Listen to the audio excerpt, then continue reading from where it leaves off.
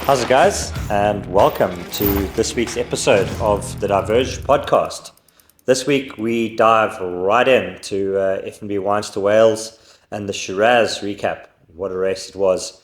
After a dominant performance in the Chardonnay by Candice Lill and Tyler Jacobs, the e-bike race got interesting on the Wednesday when the mixed category leaders had a major mechanical, and the woman in that team, Santina Malakan, had to tow her partner to the finish line. But in the men's race, there was some significant drama as well. Of course, on stage one, while going up the Gamto Pass in pursuit of Toyota Specialized, who had broken away pretty early on. Actually, let's backtrack a little bit. Early on, stage one, Toyota Specialized, Matt Beers in classic Matt Beers fashion, just went super hard. He pretty much decided he'd had enough right from the beginning, and off he went. And only Mark Pritson and Tristan Norquer were able to follow up the first climb to the neck, which is that first 8 kilometer long climb. It's pretty gradual with some kicks in it, but just the pace that Matt's able to go made it tough for everybody else. Over the top, Mark Pritson dropped his chain and then dropped his chain a second time on the single tracks in the descent. So they had to stop twice, which meant that they lost the Beers Express. And once Matt and Alex had that gap, they were able to just extend it. Mark Pritson ended up with the chase group, while Tristan was a little bit ahead. Tristan eventually sat up and waited. And then in that chase group going up Gamto Pass, Tristan dislocated his shoulder on the pass, which is pretty wild. He says he didn't fall, he didn't think he bumped his bike, he just sort of lifted it over a rock, and next thing his shoulder was out. Mark tried to relocate it for him, wasn't able to do so. Eventually Tristan sent his bike off with Mark as well up to the top of the pass, and then he somehow managed to get it in on his own. The next day he says his shoulder was fine. I think he must have been pretty stiff and sore though, even if he wasn't admitting it. But he then said his legs didn't really show up for stage two. So stage two, Mark Pritson was able to then go with Matt and Alex for the first part of the stage before waiting up when Tristan was unable to bridge across. And Matt and Alex were absolutely storming to a stage win when Alex cut a corner coming out of a vineyard road onto a sort of bigger farm road, ended up putting his front wheel into a ditch and falling really hard. Looking at the videos of that, he's very lucky not to have broken a collarbone or broken a hand or something. He broke his hand, of course, earlier in the year. So he was quite concerned about that, but managed to shake it off right onto the finish, win the stage, add another minute and a bit to their overall margin. And then going into the last day, the question was always going to be, how was he feeling? And turns out he was feeling just fine. They breathed him tough in Namibia, and for the third day in a row, Matt and Alex were able to ride away and claim victory. They sort of left it until the last climb of the race, which is up through Kraal and Hafsbos. Once they got to the top of that final climb, they had a minute 40, and they basically kept that all the way to the finish line. Lost a couple of seconds in the celebrations, but pretty comprehensive victory there. Imbuko's Marco Hubert and Wessel Botha were second on all three stages, taking second overall, and Tristan Norquer and Mark Pritson were third on all three stages, third overall. Computer Mania, their young guns, Daniel van der Walt and Urshan Specker, were fourth for 2 days and then ended up sixth on the third day, but had done enough to take fourth overall, ahead of Buff Megamos, Walt Alleman and Hans Becking, who were in South Africa for a bit of a jol more so than a race, but still put in a pretty decent ride from the Dutchman and his Belgian partner. So it was pretty exciting and a good way to end the racing for the season. I think after a long, hard year, everybody enjoys being at Wines2Whales and reconnecting and seeing all the mates and all the rivals that you maybe haven't seen. In the case of Matt, hadn't seen since the beginning of the year, but also it's a good chance. A lot of South African teams, obviously, some of their sponsors are Wines2Whales sponsors, and otherwise, just it's a good opportunity for the South African sponsors to get that little bit of final exposure for the year. And those were the sentiments that Matt Beers expressed in his post-race interview as well. Matt, just let's look back on the last 3 days. Pretty special to come back to South Africa after a long season abroad and take the victory here. Yeah, it's been a long season overseas, in America, learning a lot of new things and getting my ass kicked over there. So it's nice to come back here and end the season on a win, especially with Alex. He's a super talent, and it's just cool to end off the year like this. I think it's important for the sponsors and everyone that supports us and puts a lot of financial support into us and just anything. So yeah, it's a good way to end. And then obviously a little bit of a nervous moment yesterday. Were you worried this morning how Alex's body was going to react to that crash yesterday? No, not really. I mean, he crashed. It was hard, but he was in good spirits the whole of yesterday afternoon, and this morning he was fine. So I knew we would be able to go for a tear today, and we didn't need to win, but we racers and we out here to race, so we're gonna go as hard as we can and try, and glad it worked. And then tell us about that move when you guys got away. What happened there? We did talk about going into that wheat field or whatever it is, and we went, and we were kind of surprised that everyone was already off so early on, and then we just were like, okay, well, let's just carry on. It's still a decent push to the finish, but we just snapped the elastic and just kept it steady to the end here. Okay, what's the emotions of taking another victory, your third? Don't really know. I struggle to process these things. I just kind of go on with my life, and as usual, I just enjoy it a lot and hang out with everyone. And it's to me it's just fun, and winning is just a bonus. So yeah, we'll see. Nice to get some rest now. Thanks, Matt.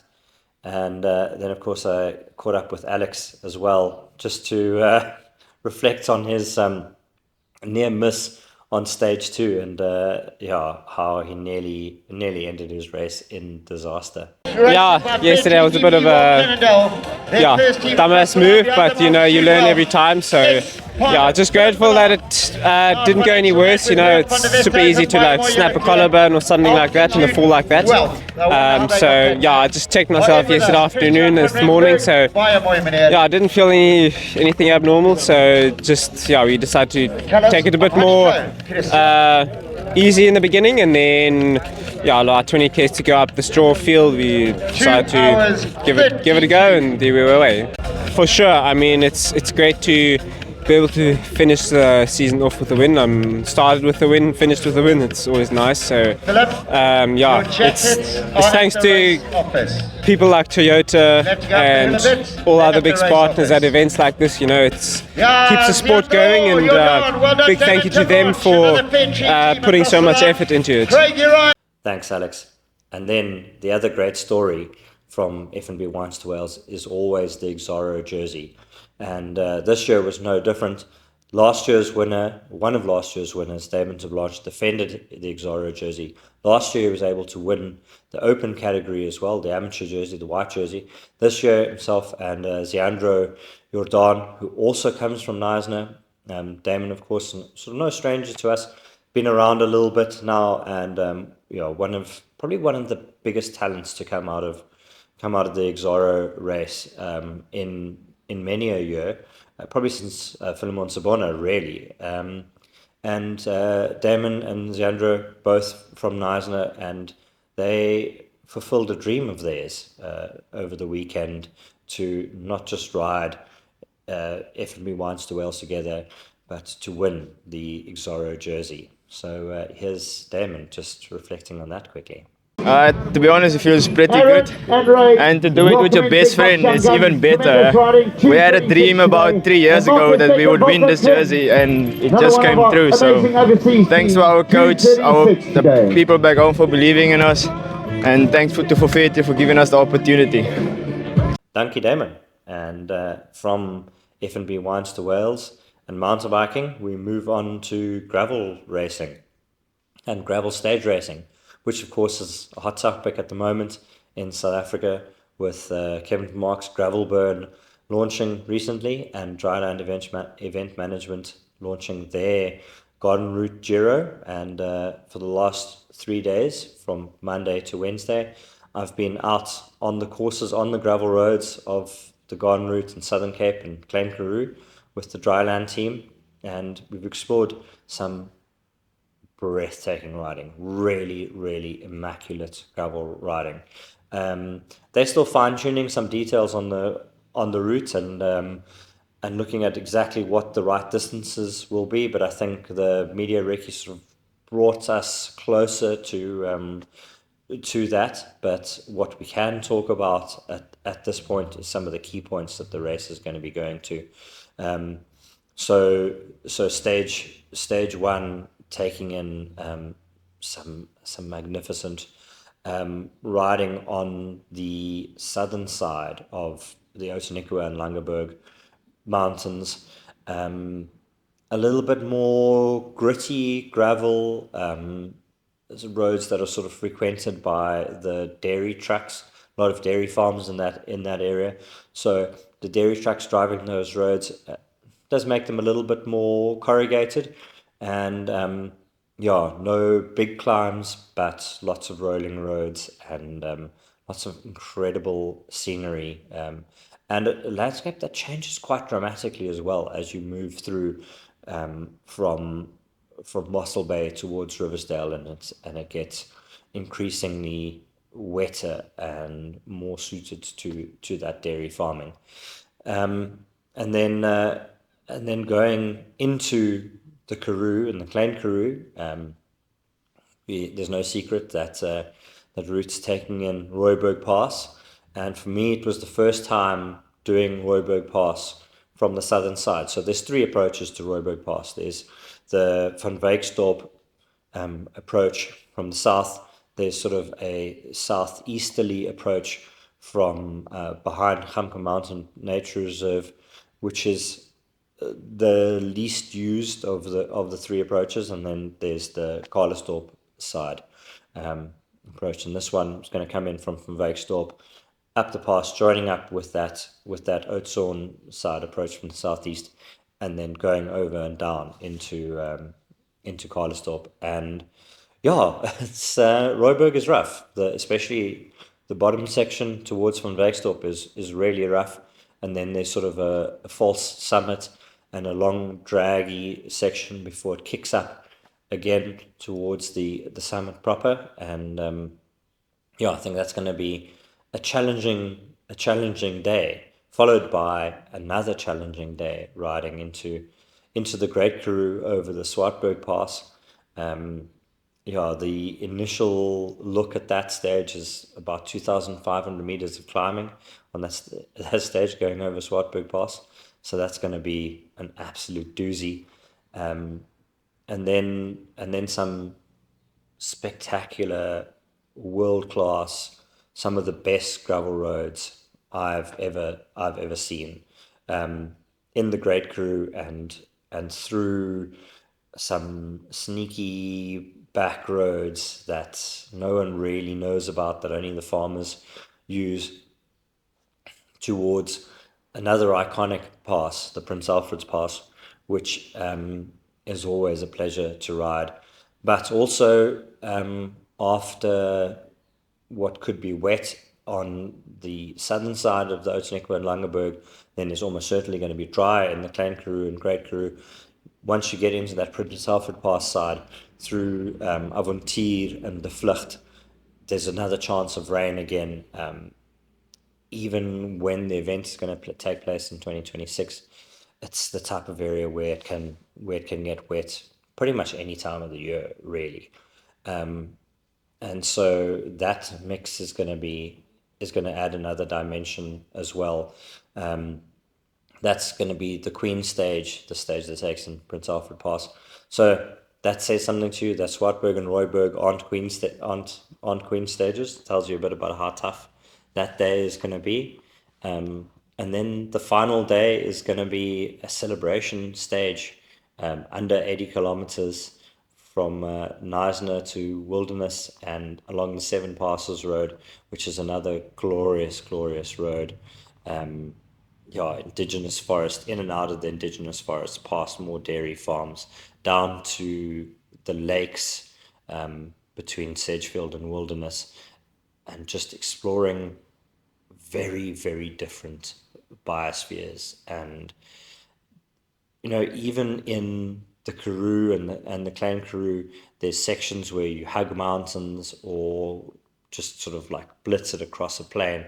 And when you're going across those plains, the vegetation doesn't really change that much. But when you hug the mountains, there's like every little corner sort of brings something slightly different as you get to places where there's poplars along riverbeds or old aloes or just speckboom, like hillsides covered in speckboom.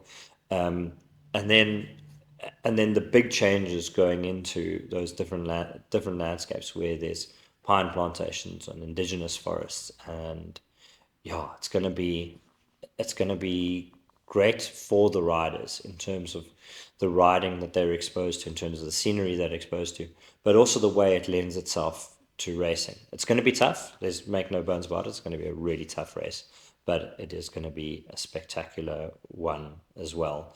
And I think, it's going to be exciting to see how gravel stage racing develops in South Africa and then ultimately globally as well, because South Africa and South Africans are obsessed with stage racing. But once the concept has been proved, there's no reason why it won't take off in the States and in Europe or Australia.